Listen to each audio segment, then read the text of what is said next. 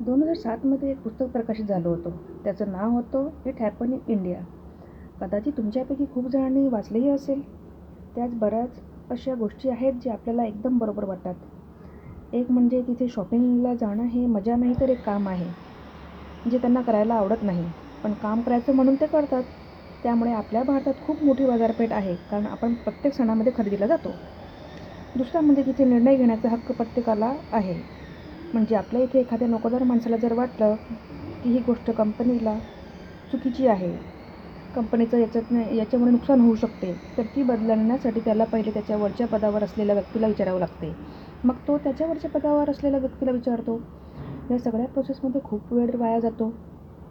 इथे जर एखादी गोष्ट बदलायची असेल तर ते हक्क प्रत्येक काम करणाऱ्या माणसाला आहे. त्यामुळे त्यांचा पैसा आणि वेळ दोघेही वाचतात. तुम्हाला कसं वाटलं हा व्हिडिओ मला नक्की कळवा. Bye bye.